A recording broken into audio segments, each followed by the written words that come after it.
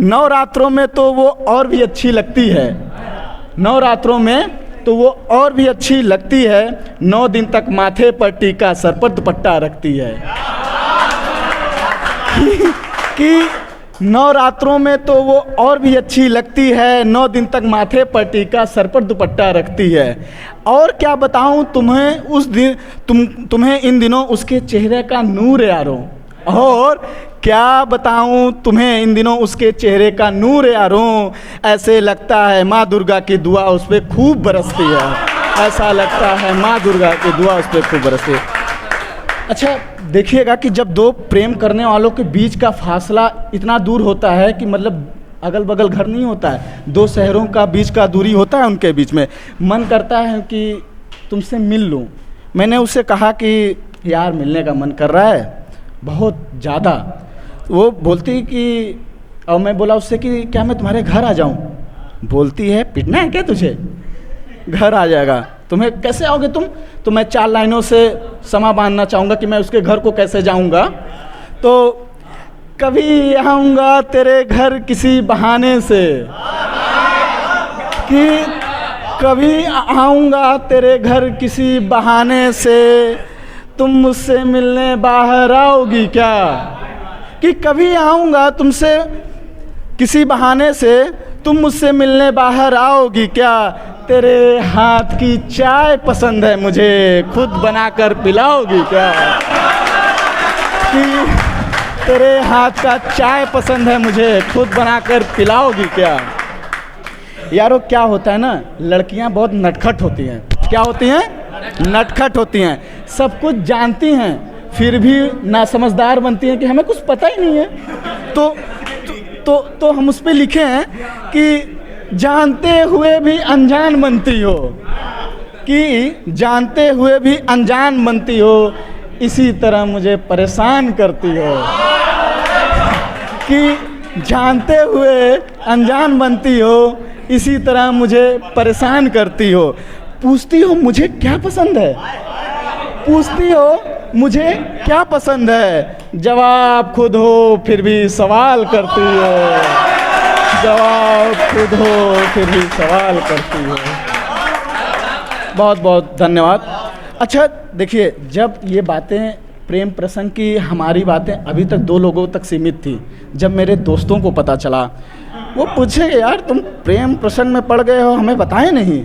अच्छा छोड़ो, बताए नहीं कोई बात नहीं, अबे बता ना कैसी लगती है मेरी भाभी।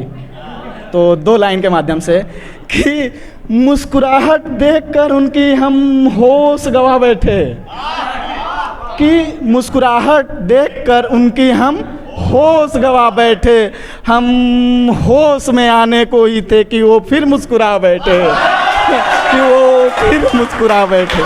भगवान ने मुझे भेजा था दुनिया देखने के लिए, कि भगवान ने भेजा था हमें दुनिया देखने के लिए, हम एक चेहरे को देखे और उसे ही तकते रह गए हैं।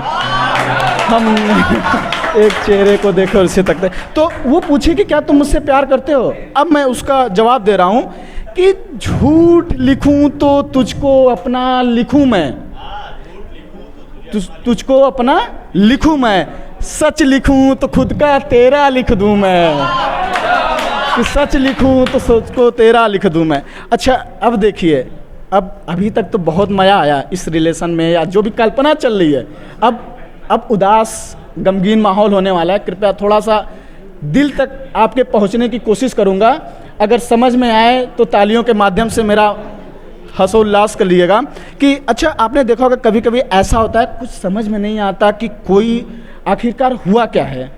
कोई शख्स जो आपको प्रिय इतना होता है, वो बिन बताए किसी बात, कोई बिना कुछ कहे चली जाती है, और उसकी प्रतीक्षा में हम आस लगाए बैठे रहते हैं कि शायद वो आए।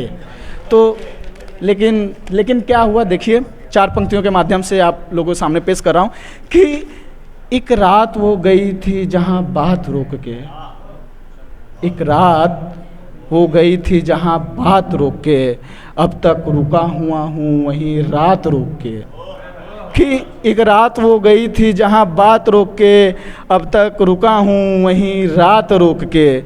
तू तो नहीं तेरा ख्याल हर रोज आता है, तू तो नहीं तेरा ख्याल हर रोज आता है, उन्हीं के बाहों में भर जाता हूँ आंसू रोक के। कि उन्हीं, तू तो नहीं तेरा ख्याल हर रोज आता है, उन्हीं के बाहों में भर जाता हूँ आंसू रोक के। फरमाइएगा, 2 लाइन शायद आपके दिल तक पहुँचे। कि घर की बत्तियां भी न बुझ सकी हैं, घर की बत्तियां भी न बुझ सकी हैं उस रोज से। कि घर की बत्तियां भी न बुझ सकी हैं उस रोज से, वहीं बिखरा बैठा हूँ, वहीं बिखरा बैठा हूँ। क्यों बैठा हूँ, किस लिए बैठा हूँ? कि घर की बत्तियां भी न बुझ सकी हैं उस रोज से, वहीं बिखरा बैठा हूँ। कहीं तुम भटक न जाओ मेरे घर के मोड़ से, कहीं तुम भटक न जाओ मेरे घर के मोड़ से।